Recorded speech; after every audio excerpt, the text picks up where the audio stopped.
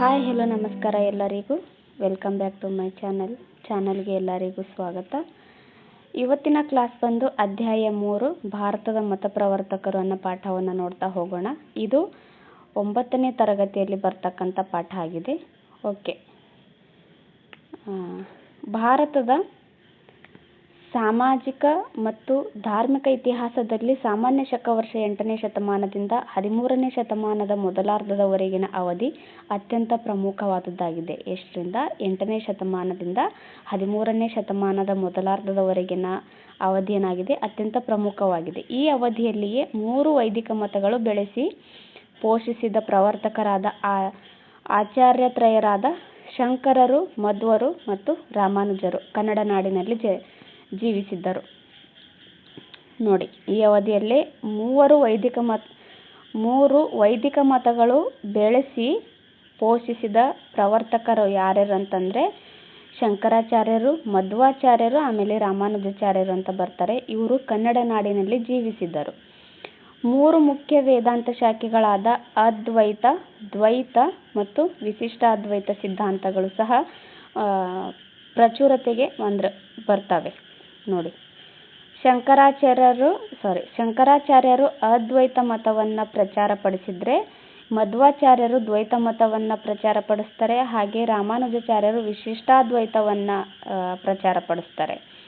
ಅಲ್ಲದೆ ಜಾತಿ ಮತ್ತು ಲಿಂಗಾಧಾರಿತ ಅಸಮಾನತೆಯನ್ನು ವಿರೋಧಿಸಿ ಬಸವೇಶ್ವರರು ಕಲ್ಯಾಣದಲ್ಲಿ ಸಾಮಾಜಿಕ ಕ್ರಾಂತಿಗೆ ನಾಂದಿಯನ್ನು ಹಾಡ್ತಾರೆ. ಇವರು ಬೋಧಿಸಿದ ತತ್ವಗಳು ಕೇವಲ ಆಧ್ಯಾತ್ಮಿಕ ಸಿದ್ಧಾಂತಗಳಾಗದೆ ಸಮಾಜ ಮತ್ತು ಧರ್ಮವನ್ನು ವೈಚಾರಿಕವಾಗಿ ಸುಧಾರಣೆಗೊಳಿಸ್ತವೆ. ಈ ಗುರಿ ಸಾಧನೆಗಾಗಿ ಆಚಾರ್ಯತ್ರಯರು ಮತ್ತು ಬಸವೇಶ್ವರರು ಕುಲ ಮತ್ತು ಲಿಂಗಭೇದಗಳಿಲ್ಲದೆ ಎಲ್ಲ ವರ್ಗದ ಜನರನ್ನು ಭಗವಂತನಲ್ಲಿ ಶರಣಾಗುವಂತೆ ಬೋಧಿಸಿದ ಭಕ್ತಿ ಮಾರ್ಗದ ಮೂಲಕ ಸಮಾಜ ಮತ್ತು ಧರ್ಮವನ್ನು ಪುನಶ್ಚೇತನಗೊಳಿಸಿದರು.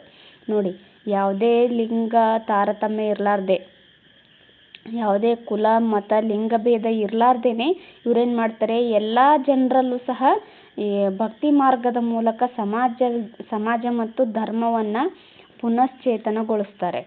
ಯಾರ್ಯಾರು? ಈ ಶಂಕರಾಚಾರ್ಯರು, ಮಧ್ವಾಚಾರ್ಯರು, ರಾಮಾನುಜಾಚಾರ್ಯರು, ಆಮೇಲೆ ಬಸವೇಶ್ವರರು. ಓಕೆ, ನೆಕ್ಸ್ಟು ಶಂಕರಾಚಾರ್ಯರ ಬಗ್ಗೆ ನೋಡ್ತಾ ಹೋಗೋಣ. ಶಂಕರಾಚಾರ್ಯರು ಕೇರಳದ ಕಾಲಡಿ ಎಂಬ ಗ್ರಾಮದಲ್ಲಿ ಜನಿಸ್ತಾರೆ. ಕಾಲಡಿ ಗ್ರಾಮದ ನಂಬೂದರಿ ಬ್ರಾಹ್ಮಣ ಕುಟುಂಬದಲ್ಲಿ ಜನಿಸ್ತಾರೆ. ತಂದೆ ಶಿವಗುರು, ತಾಯಿ ಆರ್ಯಾಂಬೆ ಇರ್ತಾರೆ. ಶಂಕರರ ಬುದ್ಧಿಶಕ್ತಿ ಬಹಳ ಚುರುಕಾಗಿತ್ತು. ತಮ್ಮ 7ನೇ ವಯಸ್ಸಿನಲ್ಲಿಯೇ ಎಲ್ಲ ಸೂತ್ರಗಳಲ್ಲಿಯೂ ಪಾಂಡಿತ್ಯವನ್ನು ಪಡೆದಿದ್ದರು. ನೋಡಿ, ಇವರು ತಮ್ಮ 7ನೇ ವಯಸ್ಸಿನಲ್ಲಿಯೇ ಎಲ್ಲ ಸೂತ್ರಗಳಲ್ಲಿಯೂ ಸಹ ಪಾಂಡಿತ್ಯವನ್ನು ಪಡಿತಾರೆ. ಗೋವಿಂದ ಭಗವತ್ಪಾದರೆಂಬ ಗುರುಗಳಲ್ಲಿ ಇವರು ವೇದಶಾಸ್ತ್ರಗಳ ಅಧ್ಯಯನವನ್ನು ನಡೆಸಿದರು. ನೋಡಿ, ಈ ಥರ ಕೇಳಿದರು, ಶಂಕರಾಚಾರ್ಯರ ಗುರುಗಳು ಯಾರು ಅಂತ ಕೇಳಿದರು ಎಕ್ಸಾಮ್ಗಳಲ್ಲಿ. ಸೊ ಗೋವಿಂದ ಭಗವತ್ಪಾದರು, ಒಂದು ನಿಮಿಷ,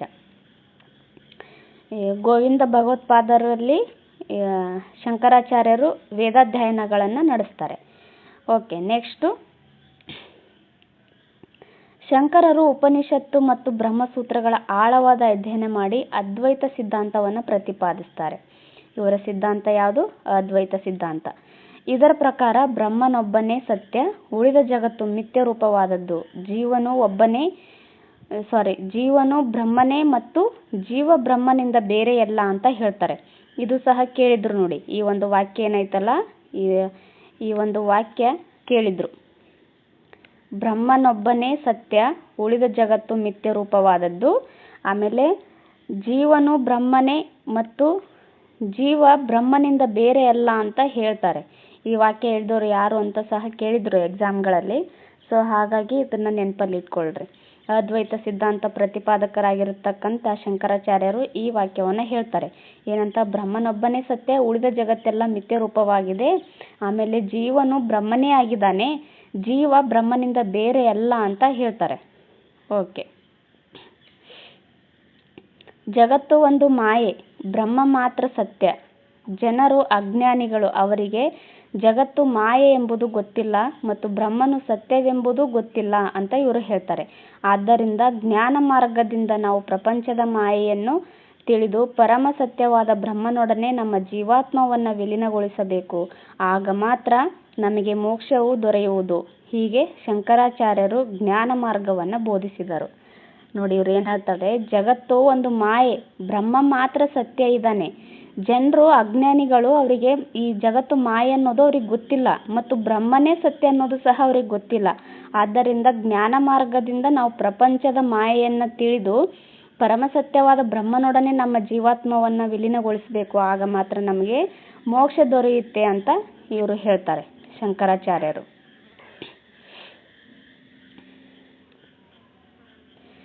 ಜೀವಾತ್ಮನಿಗೆ ಪ್ರತ್ಯೇಕ ಅಸ್ತಿತ್ವವಿಲ್ಲವೆಂದು ಪ್ರತಿಪಾದಿಸಿದ ಶಂಕರರು ಇದನ್ನೇ ನಾನೇ ಬ್ರಹ್ಮನು ಅಥವಾ ಅಹಂ ಬ್ರಹ್ಮಾಸ್ಮಿ ಎಂಬುದಾಗಿ ಪ್ರತಿಪಾದಿಸಿದರು. ಅಹಂ ಬ್ರಹ್ಮಾಸ್ಮಿ ಅಂತೇಳಿ ಪ್ರತಿಪಾದಿಸಿದವರು ಯಾರು ಅಂತ ಎಕ್ಸಾಮಲ್ಲಿ ಕೇಳಿದ್ದಾರೆ. ಶಂಕರಾಚಾರ್ಯರು ಅಹಂ ಬ್ರಹ್ಮಾಸ್ಮಿ ಅಂತ ಪ್ರತಿಪಾದಿಸ್ತಾರೆ. ಬ್ರಹ್ಮವು ಸತ್ಯ, ಅದು ನಿರ್ಗುಣ, ಅದಕ್ಕೆ ಲಕ್ಷಣಗಳಿಲ್ಲ ಮತ್ತು ಆಕಾರವಿಲ್ಲ ಅಂತೇಳಿ ಪ್ರತಿಪಾದಿಸ್ತಾರೆ ಇವರು. ಶಂಕರರು ಭಾರತೀಯ ಚಿಂತನೆಗೆ ಹೊಸ ರೂಪ ಮತ್ತು ಚೈತನ್ಯವನ್ನು ಕೊಡ್ತಾರೆ. ಶಂಕರಾಚಾರ್ಯರು ರಚಿಸಿದ ಗ್ರಂಥಗಳು: ಪ್ರಬೋಧ ಆನಂದ ಲಹರಿ, ಸೌಂದರ್ಯ ಲಹರಿ, ಶಿವಾನಂದ ಲಹರಿ, ವಿವೇಕ ಚೂಡಾಮಣಿ, ಪ್ರಬೋಧ ಸುಧಾರಕ ಹಾಗೂ ದಕ್ಷಿಣಾಮೂರ್ತಿ ಸ್ತೋತ್ರ ಮುಖ್ಯವಾದ ಗ್ರಂಥಗಳನ್ನು ಇವರು ರಚನೆ ಮಾಡ್ತಾರೆ. ಶಂಕರರ ಭಜಗೋವಿಂದಂ ಸ್ತೋತ್ರವು ಅತ್ಯಂತ ಜನಪ್ರಿಯವಾಗಿದೆ. ಈ ಭಜಗೋವಿಂದಂ ಅನ್ನೋ ಸ್ತೋತ್ರ ಏನಾಗಿದೆ, ಅತ್ಯಂತ ಜನಪ್ರಿಯವಾಗಿದೆ.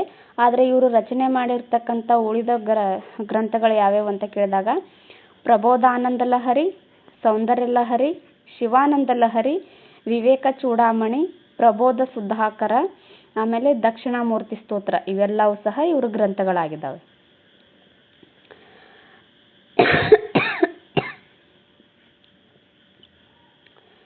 ಶಂಕರರು ಕಾಲ್ನಡಿಗೆಯಲ್ಲೇ ಕನ್ಯಾಕುಮಾರಿಯಿಂದ ಕಾಶ್ಮೀರದವರೆಗೆ ಇಡೀ ಭಾರತದಲ್ಲಿ ಸಂಚರಿಸಿ ತಮ್ಮ ಅದ್ವೈತ ಸಿದ್ಧಾಂತವನ್ನು ಪ್ರತಿಪಾದಿಸಿದರು. ನೋಡಿ, ಇಡೀ ಭಾರತವನ್ನೇ ಕೇವಲ ಕಾಲ್ನಡಿಗೆಯಲ್ಲಿಯೇ ಸಂಚಾರ ಮಾಡಿ ಈ ತಮ್ಮ ಅದ್ವೈತ ಸಿದ್ಧಾಂತವನ್ನು ಪ್ರಚಾರ ಮಾಡ್ತಾರೆ. ನೋಡಿ, ಇವರು ತಮ್ಮ ಅದ್ವೈತ ಸಿದ್ಧಾಂತದ ಪ್ರಚಾರಕ್ಕಾಗಿ ಭಾರತದ 4 ದಿಕ್ಕುಗಳಲ್ಲಿ 4 ಪೀಠಗಳನ್ನು ಸ್ಥಾಪಿಸಿದರು. ಇವು ಇಂಪಾರ್ಟೆಂಟ್ ನೋಡ್ರಿ. ಭಾರತದ 4 ದಿಕ್ಕುಗಳಲ್ಲಿ 4 ಪೀಠಗಳನ್ನು ಸ್ಥಾಪನೆ ಮಾಡ್ತಾರೆ. ಅವು ಯಾವುವು ಅಂತ ನೋಡಿ: ಬದ್ರಿನಾಥದಲ್ಲಿ ಜ್ಯೋತಿರ್ಮಠ, ಪುರಿಯಲ್ಲಿ ಗೋವರ್ಧನ ಪೀಠ, ದ್ವಾರಕದಲ್ಲಿ ಕಾಳಿಕಾ ಪೀಠ, ಶೃಂಗೇರಿಯಲ್ಲಿ ಶಾರದಾ ಪೀಠ. ಈ ರೀತಿಯಾಗಿ 4 ಪೀಠಗಳನ್ನು ಇವರು ಸ್ಥಾಪನೆ ಮಾಡ್ತಾರೆ. ನೋಡಿ, ಇವು ಹೊಂದಿಸಿ ಬರೆಯಿರಿ ಥರ ಕೇಳಿದ್ದಾರೆ. ಆಮೇಲೆ ಇದೇ ಥರನೇ ಕೊಟ್ಟು ಇದರಲ್ಲಿ ಯಾವುದು ಸರಿಯಾಗಿದೆ ಯಾವುದು ತಪ್ಪಾಗಿದೆ ಅಂತ ಕೇಳಿದ್ದಾರೆ ಎಕ್ಸಾಮ್ಗಳಲ್ಲಿ. ಸೊ ಹಾಗಾಗಿ ನೆನಪಲ್ಲಿ ಇಟ್ಕೊಳ್ರಿ. ಬದ್ರಿನಾಥ ಜ್ಯೋತಿರ್ಪೀಠ, ದ್ವಾರಕಾ ಕಾಳಿಕಾ ಪೀಠ, ಪುರಿ ಗೋವರ್ಧನ ಪೀಠ, ಶೃಂಗೇರಿ ಶಾರದಾ ಪೀಠ. ನೋಡಿ, ನೆನಪಲ್ಲಿ ಇಟ್ಕೊಳ್ರಿ. ಓಕೆ, ನೆಕ್ಸ್ಟ್ ಯಾರು ಬರ್ತಾರೆ? ರಾಮಾನುಜಾಚಾರ್ಯರು ಬರ್ತಾರೆ. ರಾಮಾನುಜಾಚಾರ್ಯರ ಬಗ್ಗೆ ನೋಡ್ತಾ ಹೋಗೋಣ. ರಾಮಾನುಜಾಚಾರ್ಯರು ಚೆನ್ನೈ ಹತ್ತಿರದ ಶ್ರೀ ಪೆರಂಬೂದೂರ್ ಎಂಬ ಹಳ್ಳಿಯಲ್ಲಿ ಜನಿಸ್ತಾರೆ. ತಂದೆ ಕೇಶವ ಸೋಮಯಾಜಿ. ರಾಮಾನುಜಾಚಾರ್ಯರ ತಂದೆ ಕೇಶವ ಸೋಮಯಾಜಿ, ತಾಯಿ ಕಾಂತಿಮತಿ. ದಕ್ಷಿಣ ಭಾರತದಲ್ಲಿ ಪ್ರಸಿದ್ಧ ವಿದ್ಯಾಕೇಂದ್ರವಾಗಿದ್ದ ಕಂಚಿಯಲ್ಲಿ ಯಾದವ ಪ್ರಕಾಶರ ಬಳಿ ವೇದ ಉಪನಿಷತ್ತುಗಳ ಅಧ್ಯಯನವನ್ನು ಮಾಡ್ತಾರೆ. ನೋಡಿ, ಇವ್ರ ಗುರು ಯಾರಾಗಿದ್ದಾರೆ? ಯಾದವ ಪ್ರಕಾಶರು.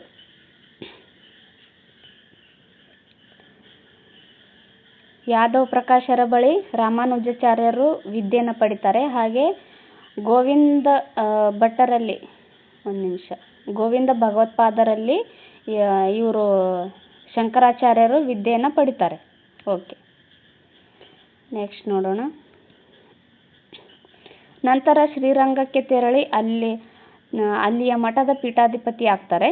ಶೈವ ಧರ್ಮಾವಲಂಬಿಯಾದ ಚೋಳ ದೊರೆಯು ರಾಮಾನುಜಾಚಾರ್ಯರಿಗೆ ಕಿರುಕುಳ ಕೊಡ್ತಾ ಇದ್ದ. ನೋಡಿ, ಶೈವ ಧರ್ಮವನ್ನು ಅವಲಂಬಿಸಿರ್ತಾರೆ ಇವರು, ಯಾರು? ಚೋಳ ದೊರೆಗಳು. ಅವರು ಈ ರಾಮಾನುಜಾಚಾರ್ಯರಿಗೆ ಕಿರುಕುಳ ನೀಡ್ತಾ ಇರ್ತಾರೆ. ಆಗ ಕರ್ನಾಟಕದ ಹೊಯ್ಸಳರ ದೊರೆ ವಿಷ್ಣುವರ್ಧನನು ಇವರನ್ನು ಸ್ವಾಗತಿಸ್ತಾರೆ ತಮ್ಮ ಆಸ್ಥಾನಕ್ಕೆ. ಮೇಲುಕೋಟೆಗೆ ಹೋಗಿ ಚಲುವನಾರಾಯಣ ದೇವಾಲಯವನ್ನು ಕಟ್ಟಿಸಿದರು. ಇದು ಕೇಳಿದ್ರು ನೋಡಿ, ಮೇಲುಕೋಟೆಯಲ್ಲಿ ಚಲುವನಾರಾಯಣ ದೇವಾಲಯ ನಿರ್ಮಿಸಿದವರು ಯಾರು ಅಂತ ಕೇಳಿದ್ರು ನೋಡಿ. ಇವರು ರಾಮಾನುಜಾಚಾರ್ಯರು ನಿರ್ಮಾಣ ಮಾಡ್ತಾರೆ. ರಾಮಾನುಜಾಚಾರ್ಯರು ಜನಸಾಮಾನ್ಯರಿಗೆ ಮುಕ್ತಿ ಮಾರ್ಗವನ್ನು ತೋರಿಸಲು ಅತೀವ ಆಸಕ್ತಿ ವಹಿಸಿದರು. ಅವರು ಶಾಸ್ತ್ರಾಧ್ಯಯನ ಮಾಡಿ ವೇದಾಂತ ಸಂಗ್ರಹ, ಆಮೇಲೆ ವೇದಾಂತ ಸಾರ, ವೇದಾಂತ ದೀಪಿಕಾ, ಶ್ರೀಭಾಷ್ಯದಂತಹ ಅನೇಕ ಕೃತಿಗಳನ್ನು ರಚನೆ ಮಾಡಿದ್ದರು. ಶ್ರೀಭಾಷ್ಯ ಕೂಡ ಒಂದು ಕೃತಿಯಾಗಿದೆ. ನೋಡಿ ಯಾವ್ಯಾವು: ವೇದಾಂತ ಸಂಗ್ರಹ, ವೇದಾಂತ ಸಾರ, ವೇದಾಂತ ದೀಪಿಕಾ, ಆಮೇಲೆ ಶ್ರೀಭಾಷ್ಯ, ಈ ಕೃತಿಗಳನ್ನು ರಚನೆ ಮಾಡ್ತಾರೆ. ಅವರು ತಮ್ಮ ಮಹತ್ವಪೂರ್ಣ ಗ್ರಂಥವಾದ ಗೀತಭಾಷ್ಯದಲ್ಲಿ ಏನು ಮಾಡ್ತಾರೆ, ಭಕ್ತಿ ತತ್ವಕ್ಕೆ ಪ್ರಾಧಾನ್ಯತೆಯನ್ನು ನೀಡ್ತಾರೆ. ಯಾವುದಕ್ಕೆ? ಗೀತಭಾಷ್ಯದಲ್ಲಿ ಭಕ್ತಿ ತತ್ವಕ್ಕೆ ಪ್ರಾಧಾನ್ಯತೆಯನ್ನು ನೀಡುತ್ತಾರೆ. ರಾಮಾನುಜಾಚಾರ್ಯರು ಪ್ರತಿಪಾದಿಸಿದ ಸಿದ್ಧಾಂತವನ್ನು ವಿಶಿಷ್ಟ ಅದ್ವೈತ ಸಿದ್ಧಾಂತ ಅಂತ ಕರೀತಾರೆ. ಈ ಸಿದ್ಧಾಂತವನ್ನು ಆಧರಿಸಿದ ಮತವನ್ನು ಶ್ರೀ ವೈಷ್ಣವ ಮತ ಎಂದು ಸಹ ಕರೆಯುತ್ತಾರೆ. ಹಾಗಾಗಿ ಅವರ ಶಿಷ್ಯರನ್ನ ಶ್ರೀ ವೈಷ್ಣವರಾದರು, ಅಂದರೆ ಅವರ ಶಿಷ್ಯರನ್ನ ಶ್ರೀ ವೈಷ್ಣವರು ಅಂತ ಕರೀತಾರೆ. ಓಕೆ, ನೋಡಿ ಇವರು ವೈಷ್ಣವ ಮತವನ್ನು ಪ್ರಚಾರ ಮಾಡ್ತಾರಲ್ಲ, ಹಾಗಾಗಿ ಅಲ್ಲಿ ಚೋಳರು ಏನು ಮಾಡ್ತಾರೆ, ಚೋಳ ದೊರೆಗಳು ಶೈವ ಮತವನ್ನು ಶೈವ ಧರ್ಮದ ಅನುಯಾಯಿಗಳಾಗಿರ್ತಾರಲ್ಲ, ಹಾಗಾಗಿ ವೈಷ್ಣವ ಮತದ ಪ್ರಚಾರಕರಾಗಿರ್ತಕ್ಕಂಥ ರಾಮಾನುಜಾಚಾರ್ಯರಿಗೆ ತಮ್ಮ ಆಸ್ಥಾನದಿಂದ ಹೊರಗೆ ಹಾಕ್ತಾರೆ ಇವರು. ಅಂದರೆ ಅವ್ರನ್ನ ಕಿರುಕುಳ ಕೊಡ್ತಾ ಇರ್ತಾರಲ್ಲ, ಅದರಿಂದ ಇವರು ಆ ಚೋಳ ಸಾಮ್ರಾಜ್ಯವನ್ನು ಬಿಟ್ಟು ಹೊರಗಡೆ ಬರ್ತಾರೆ. ಓಕೆ, ನೆಕ್ಸ್ಟು ರಾಮಾನುಜಾಚಾರ್ಯರು ಜೀವ ಮತ್ತು ಪ್ರಕೃತಿ ಬ್ರಹ್ಮನ ಅಧೀನ ಎಂದು, ಆತ್ಮ ಮತ್ತು ಪರಮಾತ್ಮ ಏಕಕಾಲದಲ್ಲಿ ಒಂದಾಗಲು ಸಾಧ್ಯವಿಲ್ಲವೆಂದು ತಿಳಿಸಿದರು. ನೋಡಿ, ಅಲ್ಲಿ ಶಂಕರಾಚಾರ್ಯರು ಆತ್ಮ ಮತ್ತು ಪರಮಾತ್ಮ ಒಂದೇ, ಇದು ಜೀವನೇ ಬ್ರಹ್ಮ ಜೀವದಿಂದ ಬೇರೆ ಆಗಲು ಸಾಧ್ಯ ಇಲ್ಲ ಅಂತ ಅವ್ರು ಹೇಳ್ತಾರೆ ಶಂಕರಾಚಾರ್ಯರು. ಬಟ್ ಇವ್ರೇನು ಹೇಳ್ತಾರೆ ರಾಮಾನುಜಾಚಾರ್ಯರು, ಜೀವ ಮತ್ತು ಪ್ರಕೃತಿ ಬ್ರಹ್ಮನ ಅಧೀನದಲ್ಲಿದೆ, ಎಂದೂ ಆತ್ಮ ಮತ್ತು ಪರಮಾತ್ಮ ಏಕಕಾಲದಲ್ಲಿ ಒಂದಾಗಲು ಸಾಧ್ಯ ಇಲ್ಲ ಅಂತ ಇವರು ಹೇಳ್ತಾರೆ. ನೋಡಿ, ಇದು ತುಂಬ ಇಂಪಾರ್ಟೆಂಟ್ ಈ ಥರ ಇವರು ಹೇಳಿರೋ ವಾಕ್ಯಗಳು. ಮುಕ್ತಿಗೆ ಭಕ್ತಿ ಮತ್ತು ಶರಣಾಗತಿ ಬಹಳ ಮುಖ್ಯವೆಂದು ಇವರು ತಿಳಿಸ್ತಾರೆ. ಜಾತಿವಾದವನ್ನು ಖಂಡಿಸಿದ ರಾಮಾನುಜಾಚಾರ್ಯರು ಭಕ್ತಿ ತತ್ವವನ್ನು ಎಲ್ಲ ಜಾತಿಯ ಜನರಿಗೆ ಉಪದೇಶಿಸ್ತಾರೆ. ಎಲ್ಲ ಆಶೆಗಳನ್ನು ತ್ಯಜಿಸಿ ಭಗವಂತನಿಗೆ ಶರಣಾಗಬೇಕೆಂದು ಇವರು ತಿಳಿಸ್ತಾರೆ. ರಾಮಾನುಜರು ಭಕ್ತಿ ಮಾರ್ಗದಿಂದ ಮೋಕ್ಷ ಪಡೆಯಬಹುದೆಂದು ಪ್ರತಿಪಾದಿಸ್ತಾರೆ. ನೋಡಿ, ಎಲ್ಲರೂ ಸಹ ಹಾಗೆ ಹೇಳ್ತಾರೆ, ಭಕ್ತಿ ಮಾರ್ಗದಿಂದ ನಾವು ಮೋಕ್ಷವನ್ನು ಪಡೆಯೋದಕ್ಕೆ ಸಾಧ್ಯ ಅಂತ ಹೇಳ್ತಾರೆ ಎಲ್ಲರೂ ಸಹ. ಉತ್ತರದ ಸಂತ ರಮಾನಂದ ರಾಯದಾಸ ಇವರುಗಳ ರಾಮಾನುಜರ ಸಿದ್ಧಾಂತದಿಂದ ಪ್ರಭಾವಿತರಾಗ್ತಾರೆ. ನೋಡಿ, ರಾಮಾನುಜರ ಸಿದ್ಧಾಂತದಿಂದ ಯಾರ್ಯಾರು ಪ್ರಭಾವಿತರಾಗ್ತಾರೆ ಅಂತಂದರೆ ಸಂತ ರಮಾನಂದರು, ರಾಯದಾಸರು.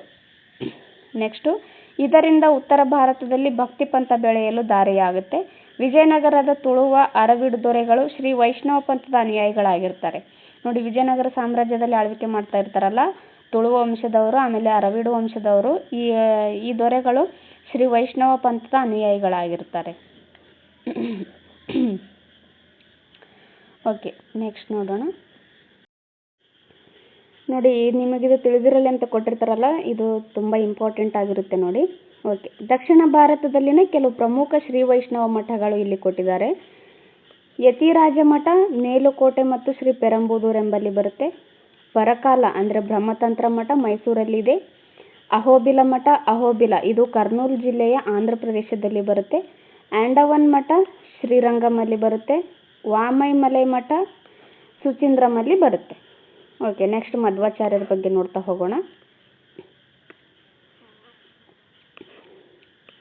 ಮಧ್ವಾಚಾರ್ಯರು ಕರ್ನಾಟಕದ ಉಡುಪಿ ಹತ್ತಿರದ ಪಾಜಕ ಗ್ರಾಮದಲ್ಲಿ ಜನಿಸ್ತಾರೆ.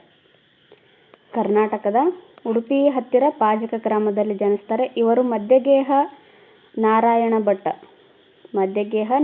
ಭಟ್ಟ ಮತ್ತು ವೇದಾವತಿಯವರ ಮಗನಾಗಿ ಜನಿಸ್ತಾರೆ. ವಿಷ್ಣು ಇವರ ಆರಾಧ್ಯ ದೈವ ಆಗಿರ್ತಾರೆ. ಆಮೇಲೆ ಮಧ್ವಾಚಾರ್ಯರು ಬಾಲಕರಾಗಿದ್ದಾಗಲೇ ಅಪ್ರತಿಮ ಪಾಂಡಿತ್ಯವನ್ನು ತೋರಿದ್ದಾರೆಂದು ಹೇಳಲಾಗಿದೆ. ಗುರುಗಳಾದ ಅಚ್ಯುತ ಪ್ರೇಕ್ಷಕರಲ್ಲಿ ವೇದ ಮತ್ತು ಉಪನಿಷತ್ತುಗಳ ಅಭ್ಯಾಸವನ್ನು ಮಾಡ್ತಾರೆ. ಇವರ ಗುರು ಯಾರಾಗಿರ್ತಾರೆ? ಅಚ್ಯುತ ಪ್ರೇಕ್ಷಕರು. ಇವರು ವಿದ್ಯಾಭ್ಯಾಸವನ್ನು ಮಾಡ್ತಾರೆ. ಇದೇ ಗುರುಗಳು ಮಧ್ವಾಚಾರ್ಯರಿಗೆ ಸನ್ಯಾಸ ದೀಕ್ಷೆಯನ್ನು ಸಹ ಕೊಡ್ತಾರೆ. ಗುರುಗಳಲ್ಲಿ ವಿದ್ಯಾಭ್ಯಾಸ ಮಾಡುತ್ತಿರುವಾಗಲೇ ಮಧ್ವಾಚಾರ್ಯರು ಸ್ವತಂತ್ರವಾಗಿ ತಮ್ಮ ಜ್ಞಾನಶಕ್ತಿಯನ್ನು ಬೆಳೆಸಿಕೊಂಡರು ಹಾಗೂ ಧರ್ಮಶಾಸ್ತ್ರಗಳ ವಾದದಲ್ಲಿ ತಮ್ಮ ಗುರುಗಳನ್ನೇ ಸೋಲಿಸಿದರು. ನೋಡಿ, ಇವರ ಈ ವೇದ ಉಪನಿಷತ್ತುಗಳ ಅಧ್ಯಯನ ಯಾರ ಹತ್ರ ಮಾಡ್ತಾರೆ, ಇವ್ರ ಗುರುಗಳು ಯಾರಾಗಿರ್ತಾರೆ ಅಂತ ಕೇಳಿದಾಗ ಅಚ್ಯುತ ಪ್ರೇಕ್ಷಕರು ಆಗಿರ್ತಾರೆ. ಹಾಗೆ ಇವ್ರ ಹತ್ರನೇ ಇವರು ಸನ್ಯಾಸ ದೀಕ್ಷೆಯನ್ನು ಕೂಡ ಪಡಿತಾರೆ. ಹಾಗೆ ಮಧ್ವಾಚಾರ್ಯರು ಸ್ವತಂತ್ರವಾಗಿ ತಮ್ಮ ಜ್ಞಾನಶಕ್ತಿಯನ್ನು ಬೆಳೆಸ್ಕೊಂಡು ಧರ್ಮಶಾಸ್ತ್ರಗಳ ವಾದ ನಡೀತಾ ಇರುತ್ತೆ. ಆ ಧರ್ಮಶಾಸ್ತ್ರಗಳ ವಾದದಲ್ಲಿ ತಮ್ಮ ಗುರುಗಳನ್ನೇ, ಈ ಅಚ್ಯುತ ಪ್ರೇಕ್ಷಕರನ್ನೇ ಸೋಲಿಸ್ತಾರೆ. ಇವರು ದ್ವೈತ ಸಿದ್ಧಾಂತವನ್ನು ಪ್ರತಿಪಾದಿಸ್ತಾರೆ. ಜೀವ ಮತ್ತು ಪರಮಾತ್ಮ ಬೇರೆ ಬೇರೆ ಎಂಬುದು ದ್ವೈತದ ಅರ್ಥ ಆಗಿದೆ. ದ್ವೈತ ಅಂತಂದರೆ ಈ ಜೀವ ಮತ್ತು ಪರಮಾತ್ಮರು ಬೇರೆ ಬೇರೆ ಎಂಬುದು ಈ ದ್ವೈತದ ಅರ್ಥ ಆಗಿದೆ ನೋಡಿ. ಓಕೆ, ನೆಕ್ಸ್ಟ್ ನೋಡೋಣ. ಮಧ್ವಾಚಾರ್ಯರು ತಮ್ಮ ಸಿದ್ಧಾಂತದ ಪ್ರತಿಪಾದನೆಗಾಗಿ ತೀರ್ಥಯಾತ್ರೆ ಕೈಗೊಂಡು ಹಲವಾರು ಕಡೆಗಳಲ್ಲಿ ಚರ್ಚೆಗಳಲ್ಲಿ ಭಾಗವಹಿಸ್ತಾರೆ. ಇವರು ಉಡುಪಿಯಲ್ಲಿ ಶ್ರೀಕೃಷ್ಣನ ವಿಗ್ರಹವನ್ನು ಪ್ರತಿಷ್ಠಾಪಿಸಿದರು ಹಾಗೂ ಶ್ರೀಕೃಷ್ಣನ ಪೂಜೆಗಾಗಿ ಅಷ್ಟಯತಿಗಳನ್ನು ನಿಯೋಜನೆ ಮಾಡ್ತಾರೆ. ಶ್ರೀಕೃಷ್ಣನ ಪೂಜೆಗಾಗಿ ಶ್ರೀಕೃಷ್ಣನ ಪೂಜೆಯ ಹೊಣೆ ಹೊತ್ತು ಮುಂದೆ ಅಷ್ಟಮಠಗಳು ರೂಪುಗೊಳ್ತವೆ. Okay, next. ಮಧ್ವಾಚಾರ್ಯರ ಪ್ರಕಾರ ಜಗತ್ತು ಮಾಯೆಯಲ್ಲ, ಅದು ಪರಮಾತ್ಮನಷ್ಟೇ ಸತ್ಯ. ನೋಡಿ, ಶಂಕರಾಚಾರ್ಯರು ಏನು ಹೇಳ್ತಾರೆ, ಜಗತ್ತು ಮಾಯೆ ಅಂತ ಹೇಳ್ತಾರೆ. ಆದರೆ ಮಧ್ವಾಚಾರ್ಯರು ಈ ಜಗತ್ತು ಮಾಯೆಯಲ್ಲ ಅಂತ ಹೇಳ್ತಾರೆ, ಅದು ಪರಮಾತ್ಮನಷ್ಟೇ ಸತ್ಯ ಕೂಡ ಆಗಿದೆ. ಇವುಗಳಲ್ಲಿ ಈಶ್ವರ ಮಾತ್ರ ಸ್ವತಂತ್ರ, ಉಳಿದ ಜಗತ್ತು ಮಿಥ್ಯ ಅಂತ ಹೇಳ್ತಾರೆ. ಪರಮಾತ್ಮನಿಗೂ ಜೀವಿಗಳಿಗೂ ಸ್ವಾಮಿ ಸೇವಕನ ಸಂಬಂಧವಿದೆ ಅಂತ ಹೇಳ್ತಾರೆ. ವಿಷ್ಣು ಅಥವಾ ನಾರಾಯಣ ಒಬ್ಬನೇ ಸರ್ವೋತ್ತಮ. ವಿಷ್ಣುವನ್ನು ಭಕ್ತಿಯಿಂದ ಪೂಜಿಸುವುದರಿಂದ ಆತ್ಮೋದ್ಧಾರ ಅಥವಾ ಮುಕ್ತಿ ಸಾಧ್ಯವೆಂದು ಇವರು ಹೇಳ್ತಾರೆ. ನೋಡಿ, ಇಲ್ಲಿ ಎಲ್ಲರೂ ಹೇಳೋದು ಒಂದೇ, ಭಕ್ತಿ ಮಾರ್ಗವನ್ನು ಅನುಸರಿಸಬೇಕು. ಭಕ್ತಿ ಮಾರ್ಗ ಅನುಸರಿಸಿದರೆ ಮಾತ್ರ ನಮಗೆ ಮುಕ್ತಿ ಸಾಧ್ಯ, ಮೋಕ್ಷ ಸಿಗುತ್ತೆ ಅನ್ನೋದು ಎಲ್ಲರೂ ಹೇಳ್ತಾರೆ. ಈ ಮಧ್ವಾಚಾರ್ಯರ ಕೃತಿಗಳು ನೋಡ್ತಾ ಹೋಗೋಣ. ಗೀತಾ ಭಾಷ್ಯ, ಗೀತಾ ತಾತ್ಪರ್ಯ ನಿರ್ಣಯ, ಆಮೇಲೆ ಮಹಾಭಾರತ ತಾತ್ಪರ್ಯ ನಿರ್ಣಯ ಅಂತ ಬರುತ್ತೆ. ಮತ್ತು ವಿಷ್ಣು ತತ್ವ ನಿರ್ಣಯ, ಭಾಗವತ ತಾತ್ಪರ್ಯ ನಿರ್ಣಯ, ಆಮೇಲೆ ಸೂತ್ರ ಭಾಷ್ಯ, ಮಾಯಾವಾದ ಖಂಡನ ಮುಂತಾದವುಗಳು ಇವರ ಕೃತಿಗಳಾಗಿದ್ದಾವೆ. ನೋಡಿ, ಇವ್ರ ಕೃತಿಗಳು ನೆನಪಲ್ಲಿ ಇಟ್ಕೊಳ್ರಿ. ಗೀತಾ ಭಾಷ್ಯ, ಗೀತಾ ತಾತ್ಪರ್ಯ ನಿರ್ಣಯ, ಮಹಾಭಾರತ ತಾತ್ಪರ್ಯ ನಿರ್ಣಯ, ವಿಷ್ಣು ತತ್ವ ನಿರ್ಣಯ, ಭಾಗವತ ತಾತ್ಪರ್ಯ ನಿರ್ಣಯ, ಸೂತ್ರ ಭಾಷ್ಯ, ಮಾಯಾವಾದ ಖಂಡನ, ಇವೆಲ್ಲ ಮಧ್ವಾಚಾರ್ಯರ ಕೃತಿಗಳಾಗಿದ್ದಾವೆ. ಮಧ್ವಾಚಾರ್ಯರ ಸಿದ್ಧಾಂತವನ್ನು ಪ್ರಚಾರ ಮಾಡಿದ ಅವರ ಮುಖ್ಯ ಶಿಷ್ಯರೆಂದರೆ ಪದ್ಮನಾಭ ತೀರ್ಥರು ಅಂತಿದ್ದಾರೆ. ಪದ್ಮನಾಭ ತೀರ್ಥರು, ನರಹರಿ ತೀರ್ಥರು, ಆಮೇಲೆ ವಿಜಯೇಂದ್ರ ತೀರ್ಥರು ಹಾಗೂ ವಾದಿರಾಜ ತೀರ್ಥರು. ಪದ್ಮನಾಭ ತೀರ್ಥರು, ನರಹರಿ ತೀರ್ಥರು, ವಿಜಯೇಂದ್ರ ತೀರ್ಥರು, ವಾದಿರಾಜ ತೀರ್ಥರು ಇವರೆಲ್ಲರೂ ಏನು ಮಾಡ್ತಾರೆ, ಮಧ್ವಾಚಾರ್ಯರ ಸಿದ್ಧಾಂತವಾದ ದ್ವೈತ ಸಿದ್ಧಾಂತವನ್ನು ಪ್ರಚಾರ ಮಾಡ್ತಾರೆ. ಓಕೆ, ನೆಕ್ಸ್ಟು ಬಸವಣ್ಣನವರ ಬಗ್ಗೆ ನೋಡ್ತಾ ಹೋಗೋಣ. ನೋಡಿ, ಕರ್ನಾಟಕ ಸರ್ಕಾರ ವಿಶ್ವಗುರು ಅಂತೇಳಿ ಇವರಿಗೆ 2024ರಲ್ಲಿ ಈ ಥರ ಏನೋ ಬಿರುದು ಕೊಡ್ತಾರೆ. ನೋಡಿ, ಈ ವಿಶ್ವಗುರು ಬಸವಣ್ಣ ಕರ್ನಾಟಕದ ವಿಶ್ವಗುರು ಅಂತಲ್ಲ, ಕರ್ನಾಟಕದ ಸಾಂಸ್ಕೃತಿಕ ನಾಯಕ ಅಂತ ಹೇಳ್ತಾರೆ 2024ರಲ್ಲಿ. ಇಲ್ಲಿ ಕೊಟ್ಟಿರಬಹುದು, ಕೆಳಗಡೆ ನೋಡ್ತಾ ಹೋಗೋಣ. ಓಕೆ, ಕರ್ನಾಟಕದ ಧಾರ್ಮಿಕ, ಸಾಮಾಜಿಕ, ಆರ್ಥಿಕ, ರಾಜಕೀಯ ಮತ್ತು ಸಾಂಸ್ಕೃತಿಕ ಪರಿವರ್ತನೆಯ ಅಗ್ರಗಣ್ಯರಲ್ಲಿ ಬಸವಣ್ಣನವರು ಕೂಡ ಒಬ್ಬರಾಗಿದ್ದಾರೆ. ಬಸವಣ್ಣನವರ ಕಾಲ 12ನೇ ಶತಮಾನವಾಗಿದೆ. ಇವರು 12ನೇ ಶತಮಾನದಲ್ಲಿ ಇರ್ತಾರೆ. ಅವರ ತಂದೆ ಮಾದರಸ, ತಾಯಿ ಮಾದಲಾಂಬಿಕೆ, ಇವ್ರ ತಂದೆ ತಾಯಿಗಳಾಗಿರ್ತಾರೆ. ಬಸವಣ್ಣನವರು ಇಂದಿನ ವಿಜಯಪುರ ಜಿಲ್ಲೆಯ ಬಸವನ ಬಾಗೇವಾಡಿಯಲ್ಲಿ ಜನಿಸ್ತಾರೆ. ನೋಡಿ, ಇವರು ಬಿಜಾಪುರ ಜಿಲ್ಲೆಯ ಬಸವನ ಬಾಗೇವಾಡಿಯಲ್ಲಿ ಜನಿಸ್ತಾರೆ. ಅವರು ಜಾತಿ ವ್ಯವಸ್ಥೆಯನ್ನು ವಿರೋಧಿಸಿದರು. ಕೂಡಲ ಸಂಗಮದಲ್ಲಿ ಧ್ಯಾನ ಸಾಧನೆ ಮಾಡಿ ಅವರು ಕೂಡಲ ಸಂಗಮ ದೇವನನ್ನೇ ಅಂಕಿತವಾಗಿರಿಸಿಕೊಂಡು ವಚನಗಳನ್ನು ರಚಿಸಿದರು. ಇವರು ವಚನಗಳನ್ನು ರಚಿಸ್ತಾರಲ್ಲ, ಈ ಕೂಡಲ ಸಂಗಮ ದೇವನೇ ಇವರು ಅಂಕಿತ ನಾಮವಾಗಿರ್ತಾರೆ. ನೋಡಿ, ಅವರು ಮಂಗಳವಾಡಿಯ ರಾಜ ಬಿಜ್ಜಳನಲ್ಲಿ ಹಣಕಾಸು ಸಚಿವರಾಗಿದ್ದರು.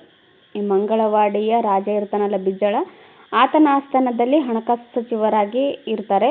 ತಮ್ಮ ಪ್ರಾಮಾಣಿಕತೆ, ಕರ್ತವ್ಯನಿಷ್ಠೆ, ದೂರದೃಷ್ಟಿ, ಜನಪರ ಕಾಳಜಿಯಿಂದ ಮುಂದೆ ಕಲ್ಯಾಣ ರಾಜ್ಯದಲ್ಲಿ ಪ್ರಧಾನಿ ಕೂಡ ಆಗ್ತಾರೆ. ಸಮಾಜದಲ್ಲಿ ಬೇರೂರಿದ್ದ ಅಂಧಶ್ರದ್ಧೆ, ಮೂಢನಂಬಿಕೆ, ಕರ್ಮಾಚರಣೆಗಳನ್ನು ಖಂಡಿಸ್ತಾರೆ ಇವರು. ಬಸವಣ್ಣನವರು ಆರ್ಥಿಕ, ಸಾಮಾಜಿಕ, ಧಾರ್ಮಿಕ ಸುಧಾರಣೆಗೆ ಕಾರಣರಾಗ್ತಾರೆ. ನೋಡಿ, ಬಸವಣ್ಣನವರೇನು ಮಾಡ್ತಾರೆ, ಆರ್ಥಿಕ ಸುಧಾರಣೆ ಕೂಡ ಮಾಡ್ತಾರೆ. ಸಮಾಜದಲ್ಲಿರ್ತಕ್ಕಂಥ ಅನಿಷ್ಟ ಪದ್ಧತಿಗಳನ್ನು ಹೋಗ್ಸೋದಕ್ಕೂ ಸಹ ಇವರು ಅಂದರೆ ಸಾಮಾಜಿಕ ಸುಧಾರಣೆ ಕೂಡ ಮಾಡ್ತಾರೆ. ಹಾಗೆ ಧಾರ್ಮಿಕ ಸುಧಾರಣೆಗೂ ಕೂಡ ಇವರು ಕಾರಣರಾಗ್ತಾರೆ. ನೋಡಿ, ವಿಶ್ವದ ಮೊಟ್ಟ ಮೊದಲ ಸಂಸತ್ತೆಂದು ಪ್ರಖ್ಯಾತವಾಗಿರುವ ಅನುಭವ ಮಂಟಪ. ನೋಡಿ, ಅನುಭವ ಮಂಟಪ ಐತಲ್ಲ, ಇದು ವಿಶ್ವದಲ್ಲೇ ಮೊಟ್ಟ ಮೊದಲ ಸಂಸತ್ತಂತ ಪರಿಗಣನೆ ಆಗಿದೆ. ನೋಡಿ, ಈ ಅನುಭವ ಮಂಟಪವನ್ನು ಬೀದರ್ ಜಿಲ್ಲೆಯ ಬಸವ ಕಲ್ಯಾಣದಲ್ಲಿ ಅಸ್ತಿತ್ವಕ್ಕೆ ತರ್ತಾರೆ. ಬಸವಣ್ಣನವರು ಆತ್ಮ ಕಲ್ಯಾಣದ ಜೊತೆಗೆ ಲೋಕ ಕಲ್ಯಾಣದ ಕಾರ್ಯಗಳನ್ನು ಕೂಡ ಇವರು ಮಾಡ್ತಾ ಇರ್ತಾರೆ. ಬಸವಣ್ಣನವರು ಅರಿವನ್ನೇ ಗುರುವಾಗಿಸಿಕೊಂಡು ಇಷ್ಟಲಿಂಗದ ಪರಿಕಲ್ಪನೆಯೊಂದಿಗೆ ದೇಹವೇ ದೇಗುಲವೆಂದು ಸ್ಥಾವರ ದೇವಾಲಯಗಳನ್ನು ನಿರಾಕರಿಸಿ ಏಕದೇವ ನಿಷ್ಠೆಯನ್ನು ಪ್ರತಿಪಾದಿಸಿದರು. ಅಂದರೆ ಒಂದೇ ದೇವರನ್ನು ಪೂಜೆ ಮಾಡಬೇಕು, ಅಂದರೆ ಒಂದೇ ದೇವರಲ್ಲಿ ನಂಬಿಕೆ ಇಡಬೇಕು ಅನ್ನೋದು ಇವರು ಪ್ರತಿಪಾದನೆ ಮಾಡ್ತಾರೆ. ದಯವೇ ಧರ್ಮದ ಮೂಲ ಎನ್ನುವ ಅಹಿಂಸಾ ತತ್ವಕ್ಕೆ ಒತ್ತು ಕೊಡ್ತಾರೆ. ಆಮೇಲೆ ಕಾಯಕ ದಾಸೋಹ ಮತ್ತು ಇಷ್ಟಲಿಂಗ ಇವು ಬಸವಣ್ಣನವರು ಜಾರಿಗೆ ತಂದ ವಿನೂತನ ಪರಿಕಲ್ಪನೆಗಳಾಗಿದ್ದಾವೆ. ಯಾವ್ಯಾವ ಅಂತ ಕೇಳಿದಾಗ ಕಾಯಕ, ದಾಸೋಹ ಮತ್ತು ಇಷ್ಟಲಿಂಗ ಇವುಗಳೇನು ಬಸವಣ್ಣನವರು ಜಾರಿಗೆ ತಂದ ವಿನೂತನ ಪರಿಕಲ್ಪನೆಗಳಾಗಿದ್ದಾವೆ. ಇವುಗಳ ಮೂಲಕ ಬಸವಣ್ಣನವರು ಜಾತ್ಯತೀತ, ಲಿಂಗಾತೀತ ಸಮಾಜವನ್ನು ಕಲ್ಯಾಣದಲ್ಲಿ ನೆಲೆಗೊಳಿಸ್ತಾರೆ. ಸ್ಥಾವರಕ್ಕಳಿವುಂಟು ಜಂಗಮ ಅಂದರೆ ಸ್ಥಾವರಕ್ಕೆ ಅಳಿವಿರುತ್ತೆ, ಆದರೆ ಜಂಗಮಕ್ಕೆ ಅಳಿವಿರೋದಿಲ್ಲ ಅಂತ ಇವ್ರು ಹೇಳ್ತಾರೆ. ಹಾಗೆಯೇ ಕಾಯಕವೇ ಕೈಲಾಸ ಎಂದು ಬಸವಣ್ಣನವರು ಕಾಯಕದ ಪಾವಿತ್ರ್ಯದ ಜೊತೆಗೆ ಜನರಲ್ಲಿ ದುಡಿಮೆಯ ಸಂಸ್ಕೃತಿಯನ್ನು ಕೂಡ ಬೆಳೆಸುವ ಕಾಯಕ ತತ್ವಕ್ಕೂ ಒತ್ತು ಕೊಡ್ತಾರೆ. ಓಕೆ, ನೆಕ್ಸ್ಟ್ ನೋಡೋಣ.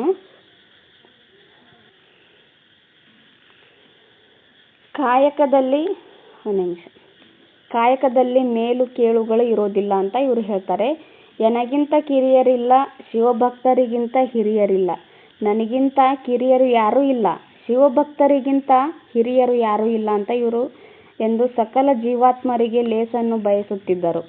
ದಾಸೋಹ ತತ್ವದ ಮೂಲಕ ಸಂಪತ್ತು ಸಂಗ್ರಹ ಪ್ರವೃತ್ತಿಯನ್ನು ತೊಲಗಿಸಿದರು. ಅಂದರೆ ಸಂಪತ್ತು ಸಂಗ್ರಹ ಮಾಡೋದನ್ನ ಬಿಟ್ಟು ದಾಸೋಹ ಕಾರ್ಯವನ್ನು ಜನರು ಅಳವಡಿಸ್ಕೋಬೇಕು ಅಂತ ಇವರು ದಾಸೋಹ ಅನ್ನೋ ಒಂದು ಪರಿಕಲ್ಪನೆಯನ್ನು ಹುಟ್ಟಾಕ್ತಾರೆ ಜನರಲ್ಲಿ. ಅವರ ಸಮಾಜೋಧಾರ್ಮಿಕ ಚಿಂತನೆ ಮತ್ತು ಅದನ್ನು ಸಾಕಾರಗೊಳಿಸಿದ ಪರಿ ಅನನ್ಯವಾದದ್ದಾಗಿದೆ. ಅವರು ಸ್ತ್ರೀಯರ ಸ್ವಾತಂತ್ರ್ಯ, ಸಮಾನತೆಯನ್ನು ಕೂಡ ಪ್ರತಿಪಾದನೆ ಮಾಡ್ತಾರೆ. ನೋಡಿ, ದಾಸೋಹ ಅಂದ್ರೇನು, ಈ ದೇವಸ್ಥಾನಗಳಲ್ಲಿ, ಮಠಗಳಲ್ಲಿ ಏನು ಭಕ್ತರಿಗೆ ಊಟದ ವ್ಯವಸ್ಥೆ ಇರುತ್ತಲ್ಲ, ಅದಕ್ಕೆ ದಾಸೋಹ ಅಂತ ಕರೀತಾರೆ. ನೋಡಿ, ಓಕೆ, ನೆಕ್ಸ್ಟು. ವಿಶ್ವದ ಜನರೆಲ್ಲರೂ ಸಮಾನರು, ಹುಟ್ಟಿನಿಂದ ಯಾರೂ ಅಸ್ಪೃಶ್ಯರಲ್ಲ ಎಂದು ಬಸವಣ್ಣನವರು ಸಾರ್ತಾರೆ. ಆತ್ಮಕಲ್ಯಾಣ ಮತ್ತು ಲೋಕ ಕಲ್ಯಾಣದ ಹಿನ್ನೆಲೆಯಲ್ಲಿ ಬರೆದ ಬರಹಗಳೇ ವಚನಗಳು ಆಗಿದ್ದಾವೆ. ನೆಕ್ಸ್ಟ್, ಇವು ಕನ್ನಡ ಸಾಹಿತ್ಯಕ್ಕೆ ನೀಡಿದ ವಿನೂತನ ಕೊಡುಗೆಗಳಾಗಿದ್ದಾವೆ. ಇವರು ವಚನ ಏನು ಬರೀತಾರಲ್ಲ, ವಚನಗಳನ್ನು ರಚನೆ ಮಾಡ್ತಾರಲ್ಲ, ಅವುಗಳೇನಾಗಿದ್ದಾವೆ, ಕನ್ನಡ ಸಾಹಿತ್ಯಕ್ಕೆ ನೀಡಿದ ವಿನೂತನ ಕೊಡುಗೆಯಾಗಿದ್ದಾವೆ. ವಚನಗಳು ಒಂದರ್ಥದಲ್ಲಿ ವಿಶ್ವಕ್ಕೆ ನೀಡಿದ ಸಂವಿಧಾನ ಅಂತ ಕೂಡ ಅನ್ಬಹುದು, ವಿಶ್ವಕ್ಕೆ ನೀಡಿದ ಸಂವಿಧಾನ ಅಂತ ಹೇಳಬಹುದು. ಅನೇಕ ವಚನಗಳ ಮೂಲಕ ವಚನಕಾರರು ಅಂದಿನ ಸಮಾಜದಲ್ಲಿದ್ದ ಲೋಪದೋಷಗಳನ್ನು ಎತ್ತಿ ತೋರಿಸಿದ್ದಾರೆ, ಅರಿವು ಮೂಡಿಸಲು ಪ್ರಯತ್ನ ಮಾಡಿದ್ದಾರೆ. ನೋಡಿ, ವಚನಗಳನ್ನು ಬರಿತಾನೆ, ವಚನಗಳನ್ನು ಹೇಳ್ತಾನೆ, ಸಮಾಜದಲ್ಲಿದ್ದ ಲೋಪದೋಷಗಳನ್ನು ಎತ್ತಿ ತೋರಿಸೋ ಮೂಲಕ ಜನರಲ್ಲಿ ಅರಿವನ್ನು ಮೂಡಿಸೋದ್ರಲ್ಲಿ ಇವರು ಪ್ರಯತ್ನವನ್ನು ಮಾಡ್ತಾ ಇದ್ರು. ಹಾಗೆ ಜನರಿಗೆ ಅರಿವು ಮೂಡಿಸೋದಕ್ಕೆ ಇವರು ತುಂಬಾ ಪ್ರಯತ್ನ ಮಾಡ್ತಾ ಇದ್ರು. ವಚನ ಚಳವಳಿಯ ಕಾರಣ ಅವರ ಅನುಯಾಯಿಗಳು ಜಾತಿ, ವರ್ಣ, ವರ್ಗ, ಲಿಂಗಭೇದವಿಲ್ಲದೆ ಒಗ್ಗೂಡಿದರು. ಇವರಲ್ಲಿ ಪ್ರಮುಖರಾದವರು ಸತ್ಯಕ್ಕ, ಆಯ್ದಕ್ಕಿ ಲಕ್ಕಮ್ಮ, ಸಿದ್ದರಾಮ ಚೆನ್ನಬಸಣ್ಣ, ಆಮೇಲೆ ಮೂಳಿಗೆ ಮಾರಯ್ಯ, ಅಂಬಿಗರ ಚೌಡಯ್ಯ, ಮಡಿವಾಳ ಮಾಚಯ್ಯ, ಮಾದಾರ ಚೆನ್ನಯ್ಯ, ಸಮಗಾರ ಹರಳಯ್ಯ, ಕಿನ್ನರಿ ಬೊಮ್ಮಯ್ಯ ಮತ್ತಿತರರು ಎಲ್ಲರೂ ಈ ಭೇದ ಭಾವ ವರ್ಗ ಜಾತಿ ಲಿಂಗ ವರ್ಣ ಇದು ಯಾವುದೂ ಭೇದ ಭಾವ ಇಲ್ಲದೆ ಎಲ್ಲರೂ ಒಗ್ಗಟ್ಟಾಗಿ ಇರ್ತಾ ಇದ್ರು ಇಲ್ಲಿ. ಓಕೆ, ನೆಕ್ಸ್ಟು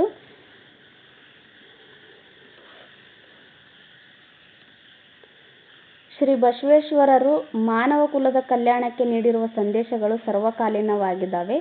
ಎಲ್ಲರನ್ನೂ ಒಳಗೊಳ್ಳುವ ಸಮಾಜದಲ್ಲಿ ಆಶ್ರಯಗಳಿಗೆ ಪ್ರತೀಕ ಇವರು. ಅಂದರೆ ಈ ಎಲ್ಲರನ್ನ ಒಳಗೊಳ್ಳುವ ಸಮಾಜದ ಆಶಯಗಳಿಗೆ ಇವರೇ ಪ್ರತೀಕವಾಗಿದ್ದಾರೆ ಅನ್ನೋದು ಇದರ ಅರ್ಥ ಆಗುತ್ತೆ.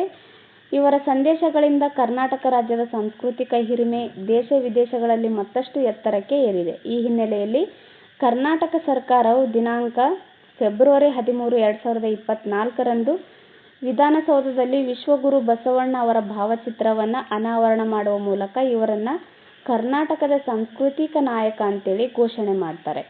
ನೋಡಿ ಎಷ್ಟರಲ್ಲಿ, ಫೆಬ್ರವರಿ 13, 2024ರಲ್ಲಿ. ಒಂದು ನಿಮಿಷ, ಫೆಬ್ರವರಿ 13, 2024ರಲ್ಲಿ ಇವರಿಗೆ ಕರ್ನಾಟಕದ ಸಾಂಸ್ಕೃತಿಕ ನಾಯಕ ಅಂತೇಳಿ ಕರ್ನಾಟಕ ಸರ್ಕಾರ ಘೋಷಣೆ ಮಾಡೋದಲ್ಲದೆ ವಿಧಾನಸೌಧದಲ್ಲಿ ಇವರ ಭಾವಚಿತ್ರವನ್ನು ಕೂಡ ಹಾಕ್ತಾರೆ. ಓಕೆ, ನೆಕ್ಸ್ಟು ಬಿಟ್ಟ ಸ್ಥಳಗಳನ್ನು ತುಂಬ್ತಾ ಹೋಗೋಣ. ಶಂಕರಾಚಾರ್ಯರು ಕೇರಳದ ಡ್ಯಾಶ್ ಎಂಬಲ್ಲಿ ಜನಿಸ್ತಾರೆ ಅಂತ ಕೊಟ್ಟಿದ್ದಾರೆ. ಕೇರಳದ ಕಾಲಡಿ ಎಂಬಲ್ಲಿ ಜನಿಸ್ತಾರೆ. ಕೇರಳದ ಕಾಲಡಿ ಎಂಬಲ್ಲಿ. ಜಗತ್ತು ಮಾಯೆ, ಬ್ರಹ್ಮ ಮಾತ್ರ ಸತ್ಯ ಅಂತೇಳಿ ಪ್ರತಿಪಾದನೆ ಮಾಡಿದವರು ಯಾರು ಅಂತ ಕೇಳಿದ್ದಾರೆ. ಶಂಕರಾಚಾರ್ಯರು ಈ ಥರ ಪ್ರತಿಪಾದಿಸ್ತಾರೆ.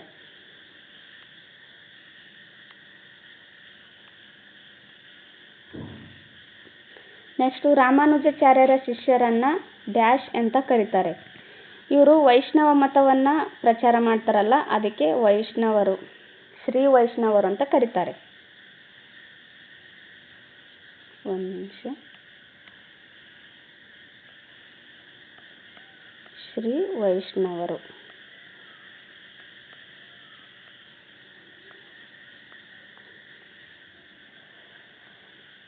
ದ್ವೈತ ಸಿದ್ಧಾಂತದ ಪ್ರತಿಪಾದಕರು ಯಾರು? ಮಧ್ವಾಚಾರ್ಯರು.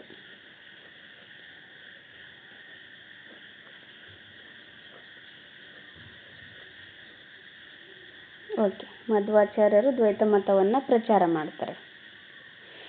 ನೆಕ್ಸ್ಟ್ ನೋಡೋಣ.